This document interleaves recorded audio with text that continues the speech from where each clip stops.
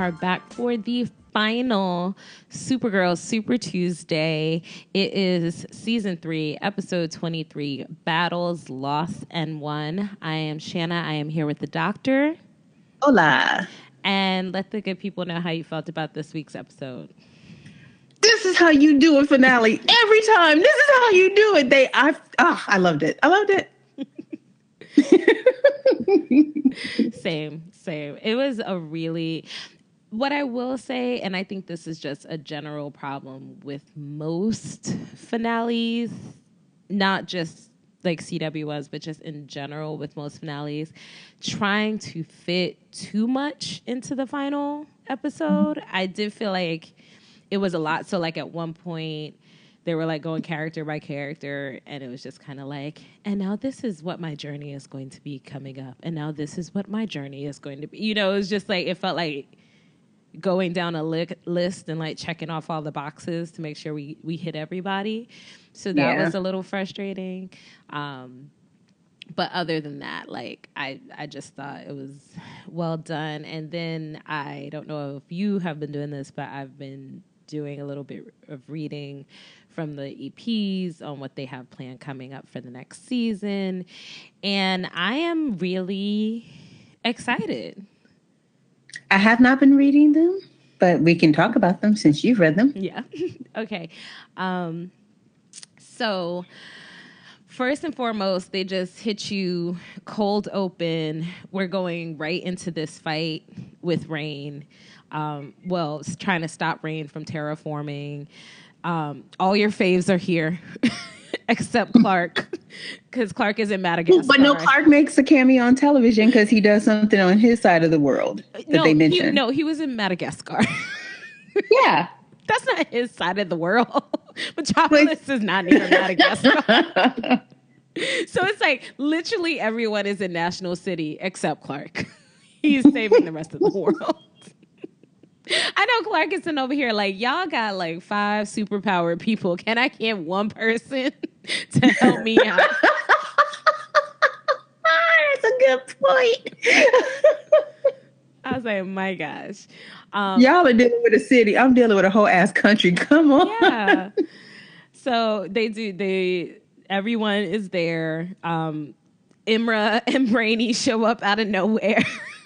And can we talk about the fact that the CW television shows are still trying to get chose by Disney when they threw in that Star Wars A New Hope reference? That was so cute. He was like, you haven't seen the Star Wars?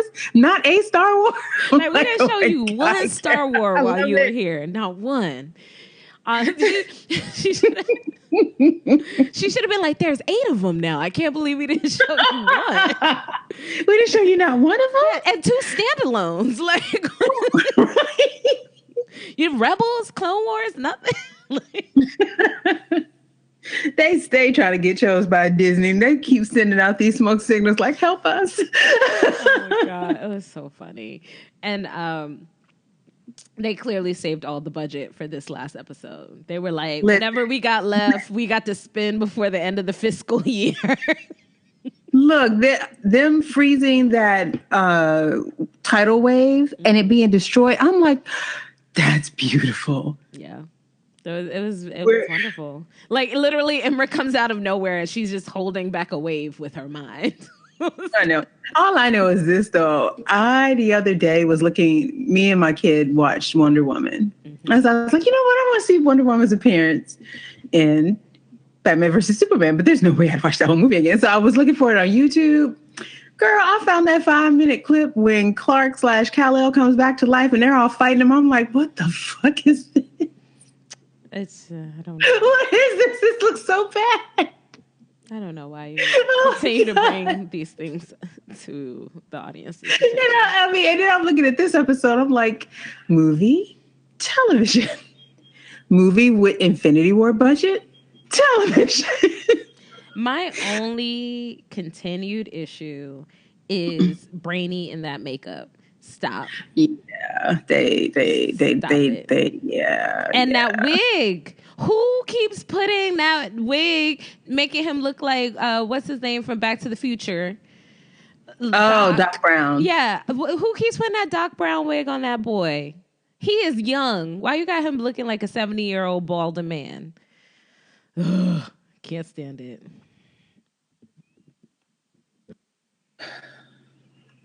So, Sorry. So all your faves are here. They're fighting. They are, whooping the tidal waves and saving people.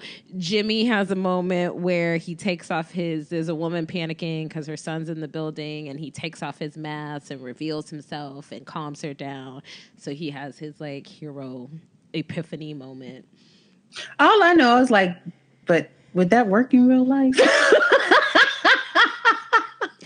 I mean, just random black man going in after your kid. You might have been better off keeping the helmet on. I like what they were getting at because his arc has been,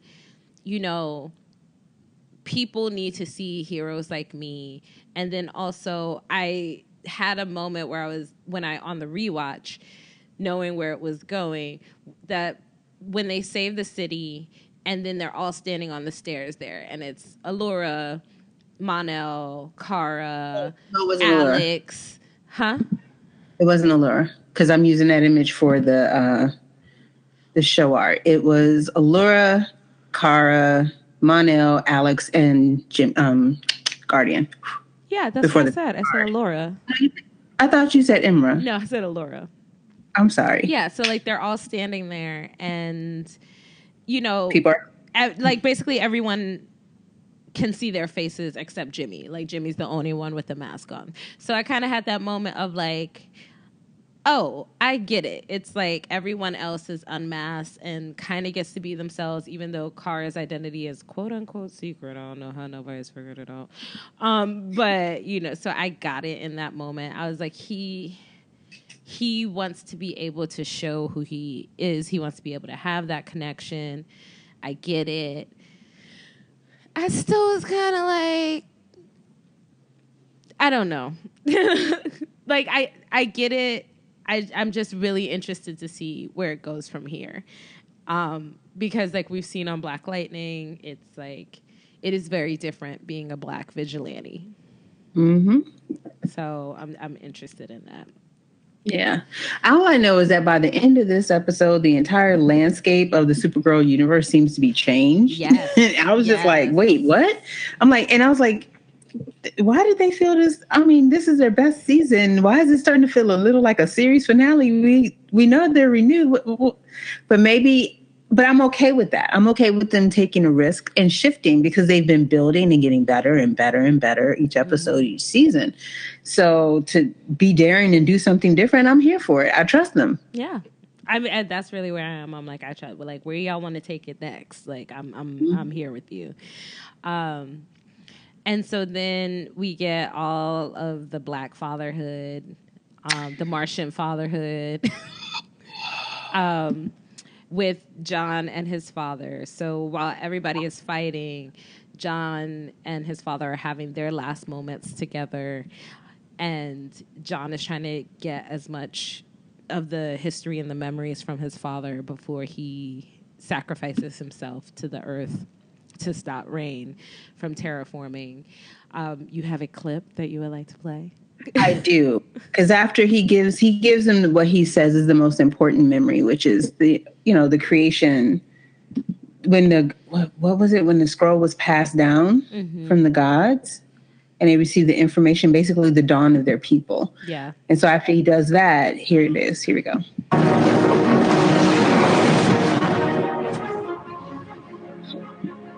I'm sorry I couldn't give you the rest. Don't apologize. Don't. I had a good life.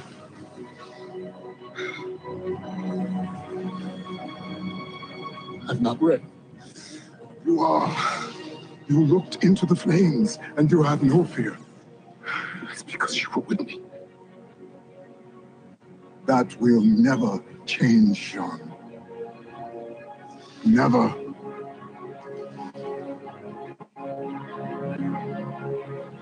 Live as Ron taught among the people. Promote peace. And be happy, my son.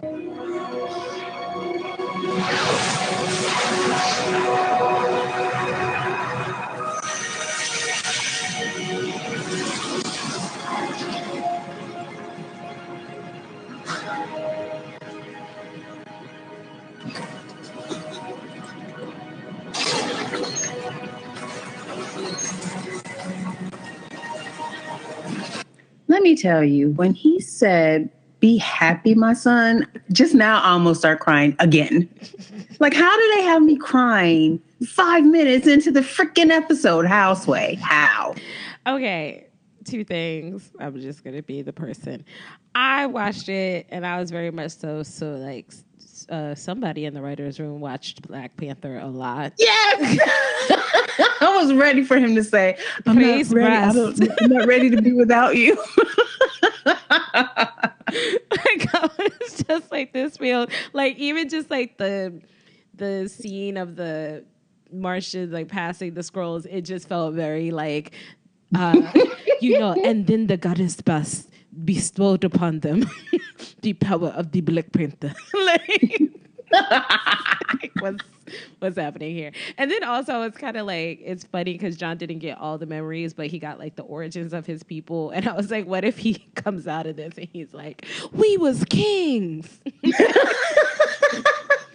Just turns into a hotep for no reason. But it was beautifully acted.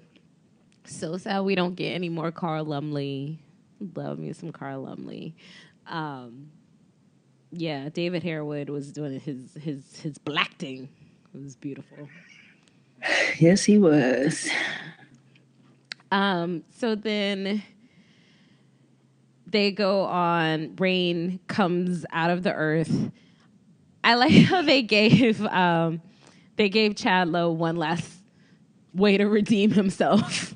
Look, I'm like, why isn't this fool dead? What was I watching the other day? It was something else. And I was like, it was Westworld. I was like, how is the man in black? Like, how is he not already dead? That's how I felt right now watching Chad Lowe. I was like, really? Chad Lowe gets a redemption moment? Really? Is that what we do? So he is still alive and he feels betrayed and he sets off the beacon in John's ship so that Supergirl and the rest of them know where Rain is. And then they have this whole... So, okay, I have an issue with this. This whole, I don't kill, blah, blah, blah, blah, blah. Like, bitch, you killing a day. Here's my thing. It's fine. If you want to go in, like, killing is only a last resort thing, fine. They go in, they fight. I thought what she did was perfectly reasonable. Rain was getting out of hand. She mollywopped her. She didn't necessarily mean to mollywop her into the pool of lava. But it worked. And no one can freaking anticipate that in her death throes, her laser eyes would kill 4 people. Look, I was like, I know this ain't the end because we only halfway through, but had they ended it like that, I would have been okay. I'm like, okay, Supergirl, we went there. Supergirl was like, we started from scratch. When you reverse time and took her into the dark plane or whatever it was, you still killed her. Yeah. You still killed her. I when she did it, I can understand her being like, oh my God, this is not what I meant to happen. You know, I meant to take her out. I didn't mean for the rest of it to happen, collateral damage. Okay, I'm going to go back and try and change it. Totally acceptable. But for her to be like, I've lost myself. This is not who I am. Girl, you just mollywatched the bitch. Like, she deserved it. Like, no one can anticipate punching somebody and then as they're dying, their laser eyes killing soman. But let's go here. It did remind me of the scene from Man of Steel when Zod was deliberately using his laser eyes, and I'm like, it's not like you pulled a Kal-El and broke his neck, although it would have been justified, mind you. We wouldn't have been mad at you for that. Just like, hey, it was justified in Man of Steel. Fight me if you want to. I don't care. I like the movie. But no, I mean, yeah. So, but funny enough, it still worked for me because that's exactly the kind of reaction I expected from Kara. But I'm still tripping because, like, girl, you still killed him. Yeah. You still killed her. She's still dead. What are you doing? Yeah. I did like to say I got the chance to beat that ass, though. That was my thing. Like when Sam came in both times, when she came in the first time with the sword and she was like, bitch, you thought. And with the sword, I was like, get her, Sam. And then the second time when they took her into that dreamscape world, whatever it is, and Sam just got to like, just punched the heck out of her. I was like, yes, she deserves this moment so bad. I loved it. Oh, and then also Sam and her mom, her adopted mom. Look, that made me cry too. That was and beautiful. I didn't expect that. Well, I mean, if we're being completely honest, we've seen like a total of 2 scenes with the two of them. Mm-hmm. And so for them to bring so much emotion to this reunion, and Sam at first like not even wanting to believe her, and then her, being there for her for the first time, they pulled that out of nowhere because we've barely seen them interact, and it was still so emotional. That actress, because I was looking her up because I was like, I know her for something else. I've seen her in other stuff, but she's going to be on the new season of Preacher. Nice. Yeah. So I'm excited for that. I really like now because it's Preacher too. They're going to have her doing some ridiculous stuff. They probably just going to have that old lady cussing up a storm, acting a fool. Can't wait to see it. But yeah, I really love that. And Rain, I guess, got carried off by Time Wraiths or something like that. I was like, I don't know what these are. Also, my favorite thing, the witches, other than Selena, were so whack. When John knocks that one chick out and puts the kryptonite cuffs on her, she was like, what is this? I was like, why are they so whack and easily beaten? Look, you know what though? Honestly, they didn't need to be a big build-up anyway. Truthfully, I didn't have a problem with how they were dispatched. I love the Selena Allura fight though. I wrote that too in my notes. I'm like, look, that fight was everything. Mm-hmm. Although I have to ask the question, backing up to the opening. Why do Kara and Allura do the Wakanda Forever cross before they use their expedition? I did not know. I just noticed it. You don't get to appropriate that Krypton. Huh? You don't get to appropriate that Krypton. You don't get to take that from us. That's our thing. Basically, they did what Shuri told Ross to do to get free of those cables. Oh, to break it next with your chest. No, break it. No. Yeah, so then they beat Rain. They managed to time wraiths, I guess. And then it basically, the whole rest of the episode is just all like wrap up and setting up for next season.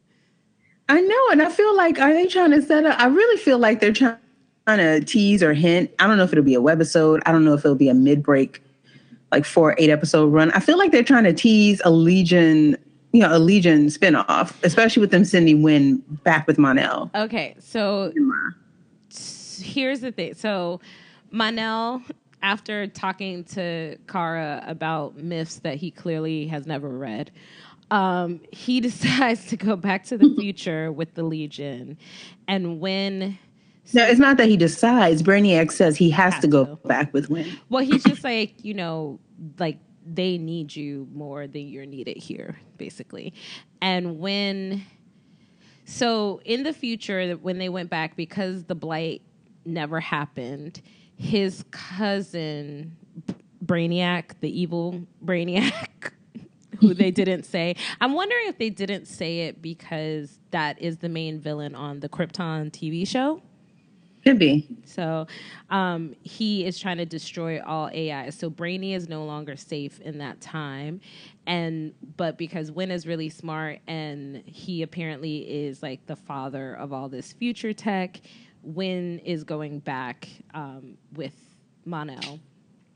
And in real life, Winn has been downgraded from series regular to recurring. I can understand that though, because honestly, there wasn't a lot for Winn to do. But especially this last season. Yeah, but they didn't have a separate storyline for him really too much. Well, they also said that the writers said that it kind of started when that episode where his mom showed up. Mm-hmm. And he really started like thinking about what his like destiny and what his future would be, and like kind of like what mark would he leave on the world. And they were thinking like what would be Winn's dream and like going to the future, and that was where they came up with this arc for him. And then they have upgraded Jesse Rath, who plays Brainy, to series regular for next season. Yeah. Okay. I'm hoping they keep him out of that makeup. I'm fine. Keep him out of the makeup. That's all I need. And then they have said definitively, like, Chris Wood is done. That they always meant to have him for just 2 years. It's okay. He did great with what he did, but like I said, it was time. Yeah. And I like how they did it. You know, he got to confess and they got to clear the air, but I gotta go. I was okay with how they did it. I really appreciated it. And they said that, and strangely enough, I'm even okay that Sam and Ruby both lived. Yeah. They said basically that they were like, there's enough bad things in this world. We decided to make the arc that the little girl gets her mom back. They're like, enough. I mean, especially given the last couple of weeks, I know I've been spending 22 episodes like Kill Ruby. I'm perfectly fine with this outcome, given the state our country is in right now. It's like, perfect. I'm good. I'm happy. Let them be happy. Yeah, I'm with you there. Let us be happy seeing them happy. How's that? Exactly. And then with Chris Wood, they said like if they find a way to write him back in and he is available, but he's done with Supergirl, like he is off contract. So that's it. That's all, folks. For and I'm sad that those arms have to go away. I will be really interested, and I will keep my side eye on the relationship between Melissa and Chris now that he's not working on the show anymore. Right. Because we'll see. Countdown. I know. Oh, that's what I was going to say, going back to the beginning again. Remember last season finale? We were like, okay, so we just get a real quick 5 second of Jimmy in the finale, and that's it. I appreciate them fixing that this year. Yes. They must have heard us. I really, like I said, his arc makes perfect sense. He wants to come out of the closet as the superhero that he is and make a difference. The John thing, the live amongst the people, promote peace. Again, a natural arc from the guy who was the head of the DEO and decided that they're not going to use guns anymore. Mm-hmm. And also what I think is really good is that so much of what his dad wanted for him all season was he's like, dude, you live at the DEO. Get a house. Have some friends over. Like, get a lot. Act like you have a life. Be an actual person living in this world. So I really enjoyed that was his conclusion. What they also said about that, and this is what I'm excited for, is that they really wanted John out living amongst the people so that they could do more real life related stories. Nice. So, and now that they did their police brutality, Black Superheroes Matter episode, I'm really, really excited to see what the Supergirl writers do with that. So, You have impressed me. I trust you. I do too. Look, it's to the point where, and you're gonna be like, pump the brakes, but I'm gonna double down on this. Anyone I tell to start this show, I was like, you know what? Go ahead and watch all of season 1. It's painful, but I just want them to see how it grows and how it can just continue to improve, improve, improve. Yes. And I think, that's valid as well. It's very rare in the TV landscape that we're in currently that a show can do that. And so many of the shows that we grew up watching, they had that. Like, if you go back and watch a lot of your favorite shows, they had shitty first seasons. Perfect explanation. The show a lot of people love, but it's like they erase it. The first 2 seasons of Star Trek: The Next Generation. Picard is an iconic captain. That is an iconic show. But that show didn't pick up and get good until season 3. Yeah. And nowadays, the way TV is, if it's not a hit right off the bat, or if you're not somebody like a DC or a Marvel who can make the case for, like, keep my show around, you don't get time to get better at what you do and to let your cast gel and all that kind of stuff. Like, so many shows that I love that have gotten canceled in their first season, I'm like, you can see the point in the first season where it turns and the cast is just clicking and you're like, yes, this is so good. And then they'll announce the cancellation and you're like, didn't give it a chance. Like, it's some shows are just not there right off the bat and you have to give them time to grow. And I think Supergirl is a great example of one that has done it. And then we have Alex. I'm really excited for Alex's next season arc. So she tries to quit the DEO and instead gets promoted. How you get fired on your day off? How you get promoted trying to quit? Exactly. The best. But I think it's perfect for her because I think it will allow her to... I mean, I'm sure this is going to be the whole arc next season of, like, how does she balance home and work? But I think not being in the field at least takes away that danger. But it'll be interesting, too, though, because remember a couple of episodes ago when she was trying to figure out who was trying to kill her, she was like, I live for this. I live for jumping into danger. So that will be interesting to see now that she's kind of desked. But it's what's she gonna do with that? It's I feel like Grey's Anatomy has done this a few times, like with what's her name, Chandra Wilson, who plays Bailey. She became the chief, and then, like, part of this season's arc was that she had a heart attack, and then also she realized that she missed doing surgery and being the chief. Is like, you're an administrator, she's not doing surgeries as much, so it was like her trying to figure out, like, one, how do I, like, pull back a little so I don't have another heart attack, but also how do I do the things that I want to do, which is, like, innovate and do surgeries and stuff like that. So I can see that'll be an interesting arc for Alex to see, like, how she balances wanting to go in the field, I'm sure all the stuff she has to do as the head of DEO, and then also, like, I have to make time to date and or adopt or, like... Also, yeah, because, like, it's like, does Alex want to be pregnant or does she just want to have a kid? Well, she was looking at adoption sites, so I think she just wants to have a kid. So that's what I said. But, like, it could also be that she wants to be pregnant, but she doesn't, because that's interesting, too, if you're a lesbian who wants to have kids. It's like, are you the person who gets pregnant? Is your partner the person that gets pregnant? Is she going to date again? I don't know. Yeah. It's just a lot, and I'm excited for everything. And then Sam is human now.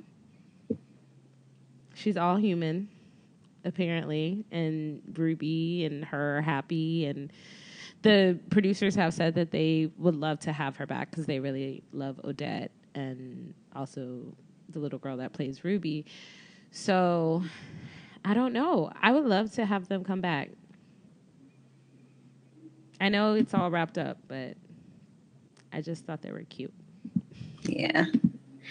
What if Alex starts dating Sam? No, stop. Quit. Why? Because there's nothing that they've seeded to show that, I'm sorry, that Sam's sexuality is fluid like that. Okay. If they had seeded it, that'd be one thing.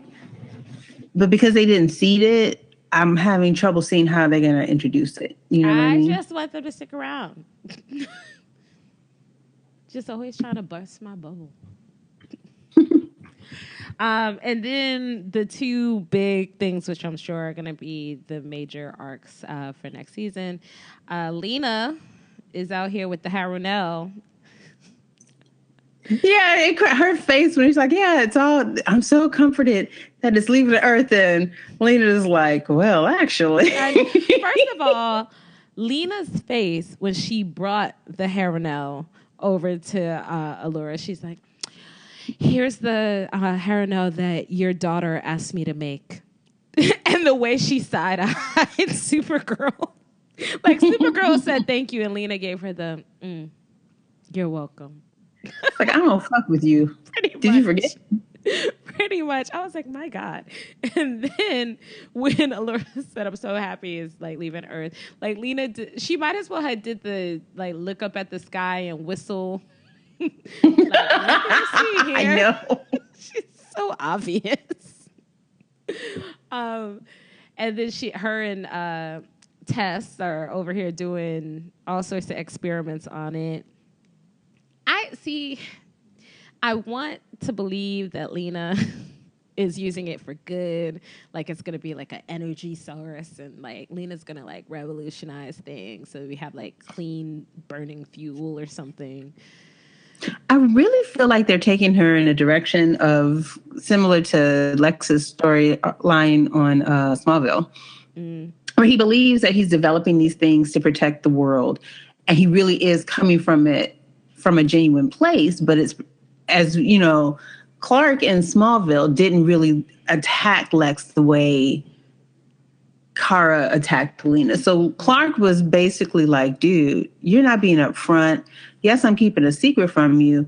And that was what led to the downfall of their relationship, is because Lex knew he was keeping a secret. He didn't know what it was, but he had a feeling that he knew. And he was like, dude, I have been open and transparent with you in all my dealings. I call you my friend. You call me your friend, but you can't even be honest with me. And that's kind of what led to the slow decline of their relationship. I feel like I feel like they're kind of going the same way, except the relationship was broken really stiffly. But Lena is still a Lutheran. So her whole thing is this, like she told Supergirl, we need to be able to protect ourselves from other threats. Like you said, yeah, you're Kryptonian, you're on our side, but 3 of your homies from your planet came down here trying to completely destroy the earth and kill all of us. Had I not done what I did, we'd be screwed. Yeah.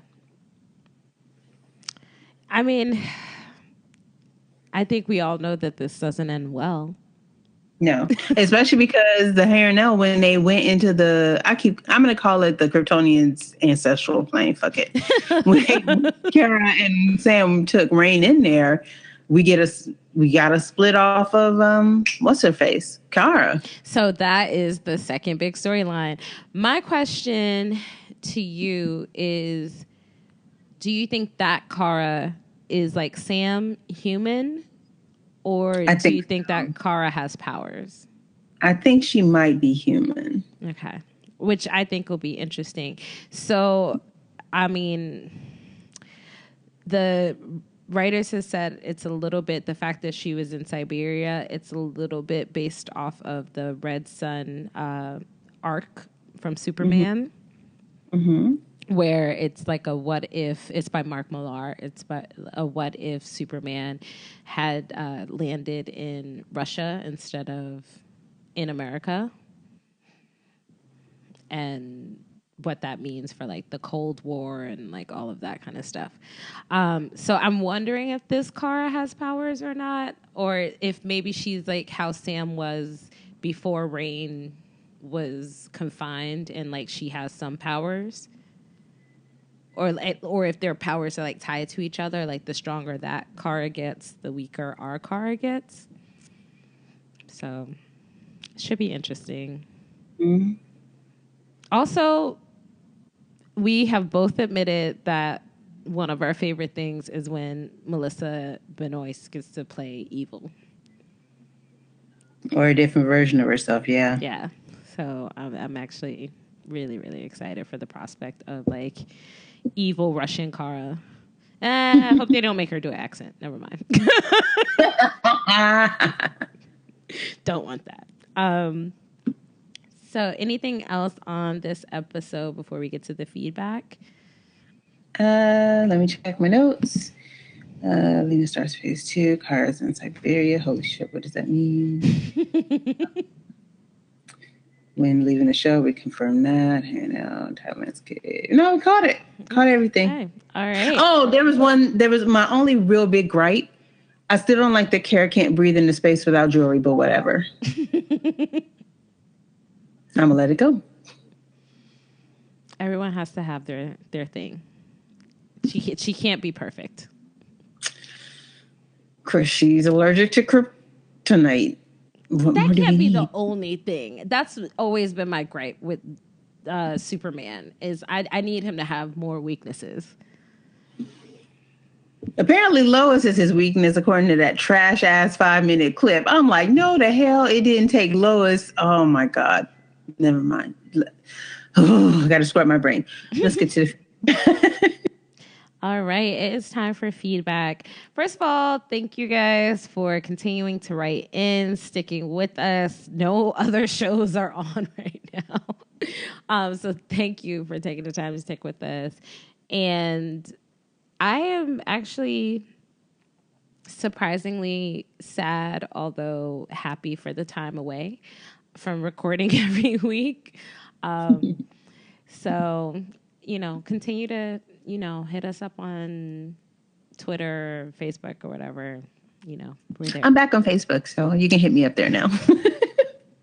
I love your return to Facebook. That was basically like, I'm so sick and tired of Facebook sending these messages telling me what y'all are up to, so I'm back.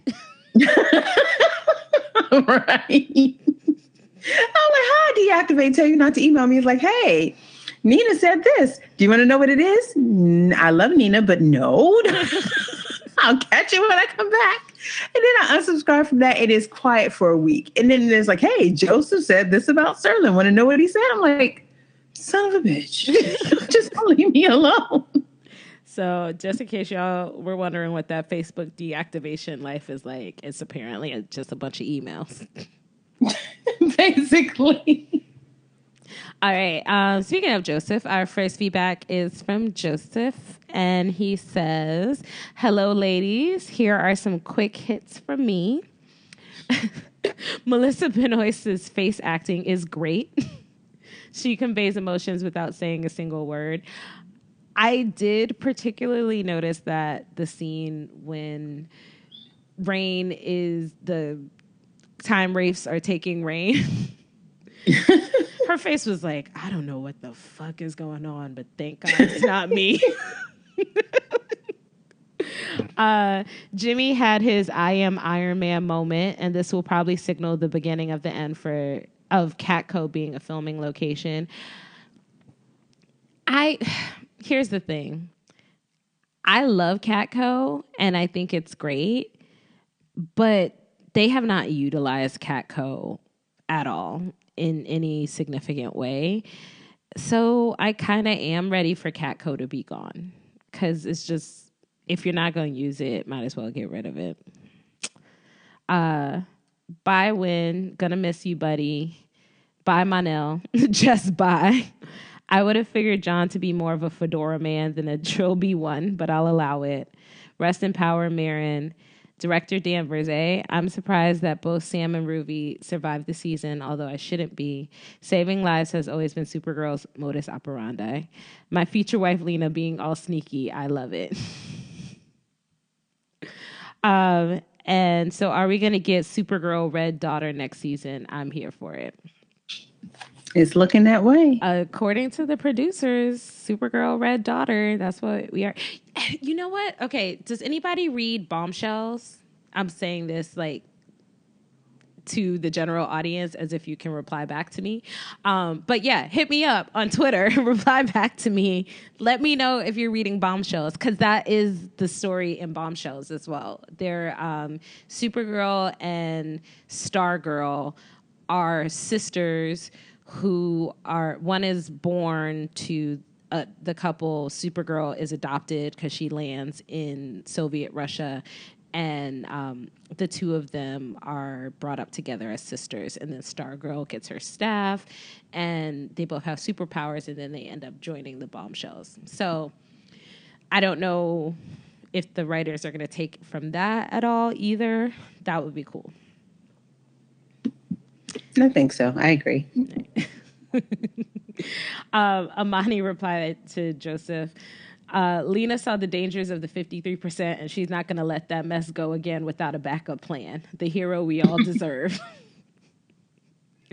Honestly, Lena's one of the few white women I trust. Yeah. Because she's not afraid to put you in your place, and she does always have a backup plan. I appreciate her. Okay, and here's Amani's comment. Hey, ladies. The reversing time ending was a little hokey, but it's been such a great season, I'll allow it, even if the show keeps needing Kara to be right all the time. Same. I agree. That was my issue, was that I don't think Kara was wrong for knocking Rain into that lava. But they had to not at all. Yeah, but they had to make a point about her losing herself and killing someone. Right. I'm here for Evil Lena and them doing Red Sun next season. So are we. Papa John's. Red Daughter of Krypton, yeah. So it says Papa John's, but Mirren. We're going to give that man his Papa respect Jones, and his death. Mirren. Well, Papa Jones, but I was reading it Papa John's because that's all. Man. Papa Jones deserved a statue, damn it. Last time they did a statue was Laurel on Arrow, and that statue looked like a hot mess. So I don't trust them to do a statue of a black man at that. No, they couldn't even get the white woman right. I don't trust it. I just hope that ending was John leaving the DEO, but not the show. It was. It was. Yeah, he'll be back. Yeah. They finally gave David Harris something to do this season, and it was great. Wasn't it, though? Wasn't it? Love the season, and at least y'all get a bit of a break and only have one show to cover left. True. Says who? For those of you who listen to Premium, the Doctor is doing like 10 shows, but you know, basically, I am not done. That's why you gotta learn to say no. But this is the last season for 12 Monkeys, and we're doing it in 3-episode chunks. Well, that's how they're being released too. But okay. Oh shit, that means I'm doing it weekly. Fortunately, it's only 4 weeks. I also want to plug before we leave that today dropped our Women of Star Wars Roundtable discussion. The Doctor, as well as Mo from the TV Movie Mistress podcast, a good friend of mine who is a Black and Asian woman who's an actress, Matheny Washington contributed, our very own Wakandan Sith Witch, and was that it? Was that everybody who contributed to that article? I feel like I'm forgetting something. I believe so, yeah. Yes. So everybody just came together. We talked a little bit about Star Wars, what our experiences with the Women of Star Wars, how the fandom has reacted to the changing faces of the new trilogy.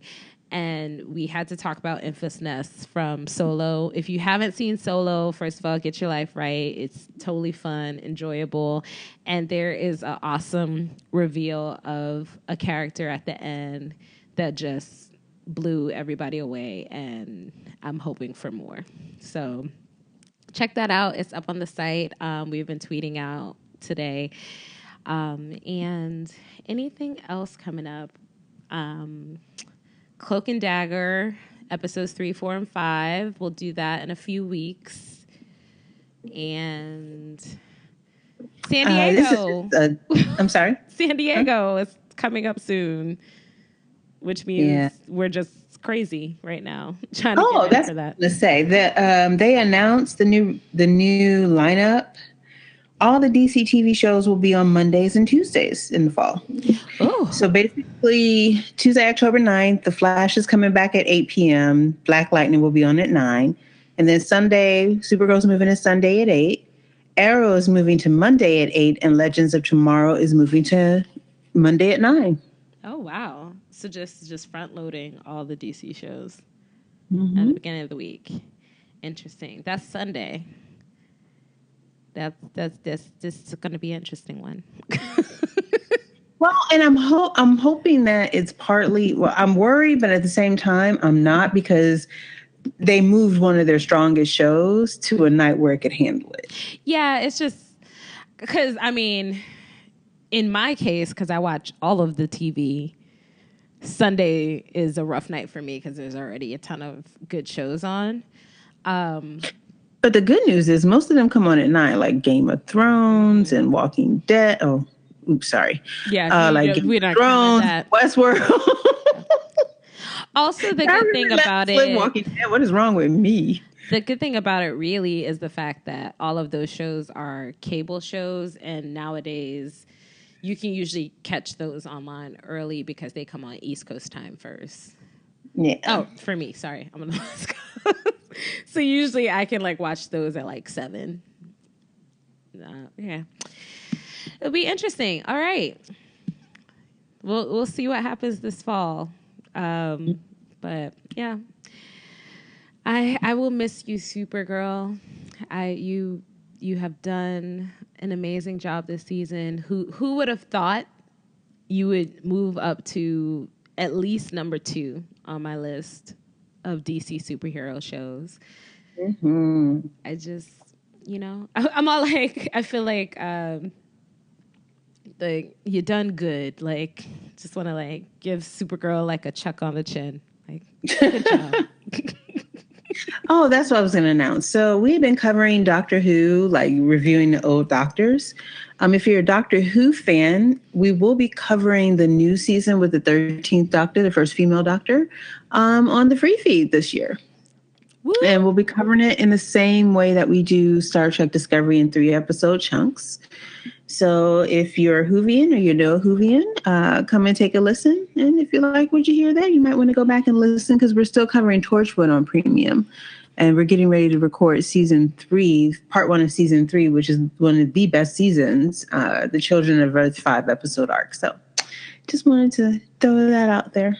Also, Chris Hardwick will not be hosting the Doctor Who panel at San Diego Comic-Con, which he shouldn't have been doing in the first place because he is a dude. Hello. So, also, San Diego, call me. I'm available. I don't know when or what time or whatever, but I'm available. I'll make myself available. Boom. All right. Thank you guys for listening, and we will see you in a few weeks for Cloak and Dagger episodes 3, 4, and 5. Bye. Bye.